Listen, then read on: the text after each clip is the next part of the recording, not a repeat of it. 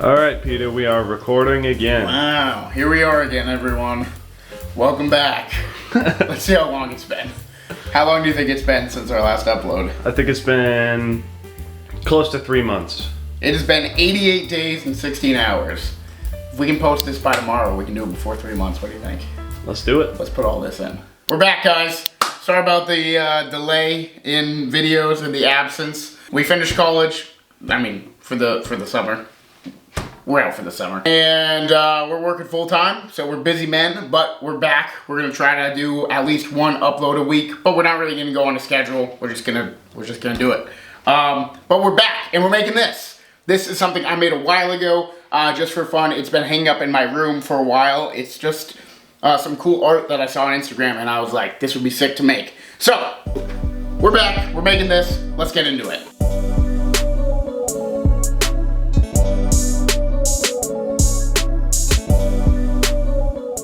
So all you guys are gonna need for this project is a piece of plywood that is 12 inches long by 22 inches wide, and then just some scrap 2x4s. You just need your scrap 2x4s to be 1.5 inches by 1.5 inches, and that's what you're gonna cut to get these little triangle type shapes. So let's just jump into it. So by the end of this project, you're going to have 120 of these little triangle type things. So let me show you on the miter saw the easiest way to cut all of these.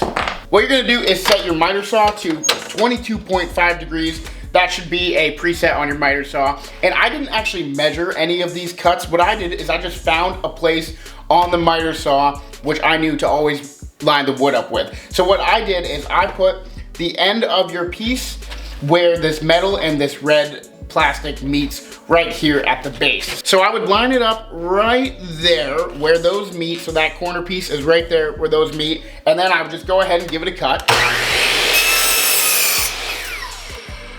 And now you've got one of your 120 pieces. Now, it doesn't matter if it's not perfectly lined up there. These don't all have to be exactly the same. If they're anywhere near close, it'll come out completely fine because this is art, so it'll be different. But now, you've got this piece here that you need to cut at a 0 degree or 90 degree angle. So then you put your miter saw back to 0, and then you're gonna line up this piece with where the red plastic meets the metal right there. And then you're gonna cut that.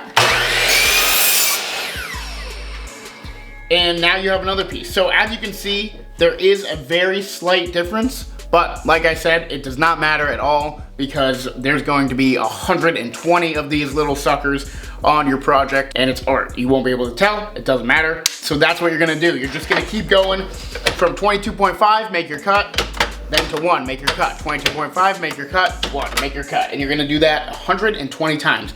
But it's worth it, I promise. So now what we're gonna do is we're gonna sand all these. So I learned after doing like 60 of them by hand, just like this, I learned the easiest way to do it is to get a piece of sandpaper. It has a sticky side for your orbital sander, and just stick that on your workbench, and then you can just sand it by hand on that. If you don't want to get sandpaper with the sticky side or you don't have it, double-sided tape will work just fine, or you can even super glue it to your table. You might just have to scrape it off after, so maybe don't do it on your nicer table.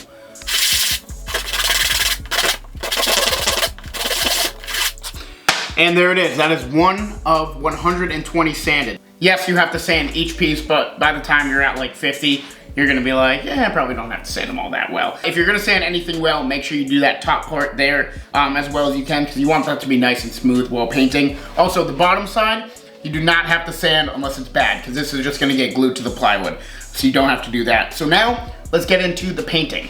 As you can see, this has a gradient, so it starts from darker blue, then it goes down to light blue. So obviously we're gonna need to create those paints with a gradient. So what you do is you start with your darker blue, and these two are the same color blue, these two are the same color blue, these two, and you just make your way all the way down. So you're painting 16 pieces for each color. Now, the difference between row 1 and row 2 is very, very small. So make sure after you're done painting row 1, you put it in a corner away so you know that's 1, and then you have all your sections separate, because if they're right together, you're not gonna be able to tell the difference. Grab your first 16 pieces and take your paint that you're starting with. So like I said, I started with darker blue, and then you're gonna also need white. So basically every time that you change to another group of 16, you're gonna wanna pour a little bit of that white paint in. Make sure it's the same amount of white paint every time, so it's diluting the blue paint the same amount every time and going down to that lighter color. What I did is I started with this blue paint, which was about a quarter full,